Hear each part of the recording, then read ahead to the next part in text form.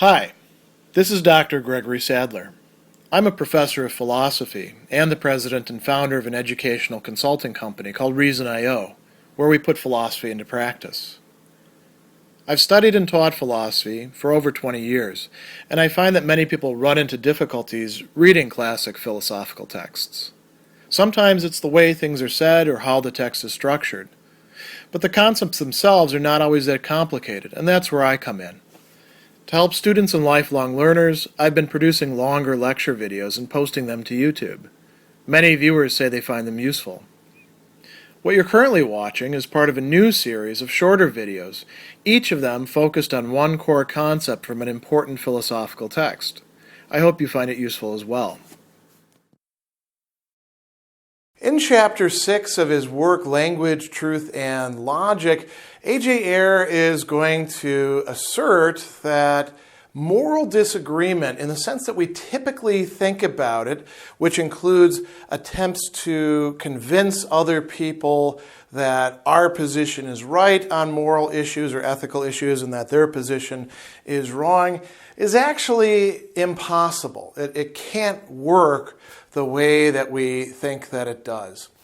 Now, his basis for saying this is, in fact, the Emotivist Theory of ethics, which he articulates throughout that chapter, and which is perfectly, consistent and compatible with the logical positivist project that he's got going in the work. So we should think about what does the Emotivist theory or perspective on ethics say. It says that when we're using ethical terms and asserting what we take to be ethical or moral propositions, we're not actually making assertions in the way that we would about tangible, physical objects that we can easily agree upon or disagree upon. There's issues of value involved, and the value part isn't really a matter of fact at all. It's not something that we can come to some sort of reasoned agreement about, because all we're really doing is expressing what he calls at one point moral sentiment.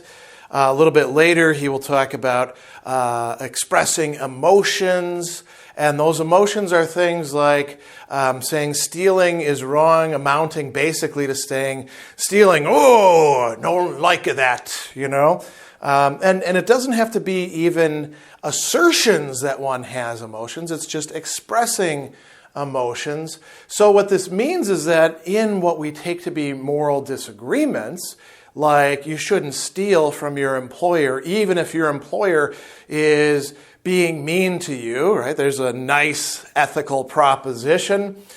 Neither side is really asserting any genuine proposition. And we have to be careful, because he does say there may be some things that are genuine propositions. You could say your employer is, in fact, treating you badly. It's possible for you to take money out of the till or, transfer accounts or things like those are genuine propositions, because those are empirical. Although treating you badly, now that we think about it, analyzing that, that's a moral proposition as well, but on its surface it looks as if it's a factual proposition, right? We could define treating badly in terms of some sociological or psychological facts, though. So neither side is actually asserting genuine propositions. Instead, the ethical terms in the arguments or positions are in fact expressing our feelings, positive or negative. Or they're doing one other thing. They're trying to get others to feel the same sort of thing. So that's the theory that he's working with. What is the upshot? Well, then it becomes impossible to dispute, as he says, about questions of value. Like, is it okay to repay evil with evil, right? The more general idea behind my employer is treating me badly, so I should steal a little bit on the side to, remedy it in some way. Those would not be things you can actually dispute about. Why? Well, as Ayer says, disputes are going to be about matters of fact, things that we can agree upon. Now, these could be matters of fact in the sense of, the chalk is white, or I have one piece of chalk in my hand, things that we can verify with our senses. They might also be what we could call psychological or sociological facts, where we say, well, in this society, what is considered fair play or justice is this, right? Now, that's not saying that justice really is that. It's just saying these people think of things in this way. So disputes are always about those sorts of matters, and we can dispute about them back and forth and back and forth. What we try to do is get the other person, he says, to agree about empirical facts. And he's got some nice examples in here. He says that, for example, if we say that, thrift is a virtue, and somebody else says thrift is a vice, what are we going to do? Well, we'll talk about the nature of what we mean by thrift, and what a virtue would be, and why it would be, considered to be a good thing overall to be thrifty. And we could go on and on. But it's always going to be factual stuff with the value stuff sort of being presupposed or driving the inquiry. He's got a nice example here. It says, when someone disagrees with us about the moral value of a certain action or type of action, we do admittedly resort to argument and try to win them over to our way of thinking. But we do not attempt to show by our arguments he has the wrong ethical feeling, that would be the value part, towards a situation whose nature he has correctly apprehended. What we attempt to show is he's mistaken about the facts of the case. So here's the examples. We argue he has misconceived the agent's motive, or that he's misjudged the effects of the action, or its probable effects in view of the agent's knowledge, or he's failed to take into account the special circumstances in which the agent was placed. Or we employ more general arguments about the effects which actions of a certain type tend to produce, or the qualities which are usually manifested in their performance. Why do we do this? Why do we go through all this back and forth about that? He says, our hope is that we have only to get our opponent to agree with us about the nature of the empirical facts for him to adopt the same moral attitude towards them as we do. So if we see somebody behaving in a way that we think is bad and somebody else thinks it's good, we try to explain to them why, where the badness lies, right? Well, it's in their motive. They have this particular motive.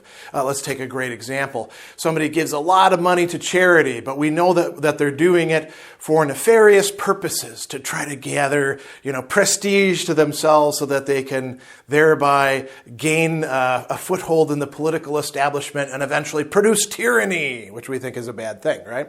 We assume the other person thinks tyranny is a bad thing.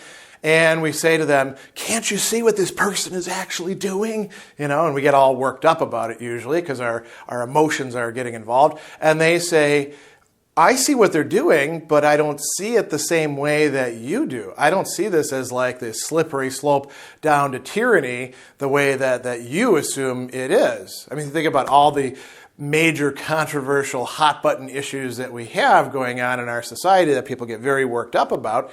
And you might, think that there's something to what Ayer is talking about. So the hope is that the other person, if they can just get the facts right, will actually share our moral attitudes. What often is the case? We actually get agreement about many of the facts of the case, and it turns out that we don't actually agree. We still hold opposite positions. And in that case, what Ayer says is going on is that we have differences in what he calls moral education, or, and he puts it in quotes, conditioning. That is, people have been raised in different ways with different sets of values. And so, for example, some people think it's very important to work all the time and make as much of yourself as you can. and not let any time go to waste so that you can be productive. And other people have the attitude that, well, that makes you a stupid sucker, you know. You should actually take it easy as much as you can and skim as much as possible out of the system. And Ayer would say, well, you know, different people grow up in different households and different societies, and thereby they have these different attitudes. And there's really nothing you can do to convince a person that the basic moral attitudes or presupposed values that they have are the wrong ones, because they're not the wrong ones. There aren't any right or wrong when it comes to values. They simply are what we have. Now, of course, what do? He says, we typically will say that the other person has distorted or underdeveloped moral sense or sensibilities or values. They're one of those people over there who lack values, we often say. When we say somebody lacks values, they don't actually lack values. They lack the values that we would like them to have, according to Ayer, right? So that's as far as we can really get, is the bedrock of values. And Ayer goes on to say, listen, without agreement on these basic moral values, you really can't have argument that both sides are going to understand and agree with in order to resolve moral disagreements. He says, we find argument is possible on moral questions only if some system of values is presupposed. If our opponent concurs with us in expressing moral disapproval of all actions of a given type T, then we can get him to condemn a particular action A by bringing forward arguments to show that A is of type T. For the question of whether A does or does not belong to that type, that's a plain question of fact, he says. But, given that a man has certain moral principles, we argue that he must, in order to be consistent, react morally to certain things in a certain way. What we do not and cannot argue about is the validity of these moral principles. We merely praise or condemn them in the light of our own feelings. So he says, if you doubt this, try to construct an imaginary argument on a question of value that does not reduce itself to an argument of a question of logic or an empirical matter of fact, and you won't be able to come up with a single example. Now, what he means is one that's actually resolvable. It turns out that there's all sorts of disagreements that we have that if Ayer is right, we cannot resolve. We cannot deal with other than in an emotivist way by expressing our own feelings and trying through that expression to convince the other person that they ought to feel the same way as we do. And if they feel the same way, then they'll accept our thinking on it. Otherwise, we can present our thinking, and they can even accept our thinking and say we're still wrong, and they disagree. So, according to Ayer, the process of dealing with moral disagreements is only partly rational. The side of it that's actually rational is the marshaling of facts and evidence for our side. But driving the entire process is this entire realm of presupposed values, what he calls systems of values, that we've arrived at in non-rational ways.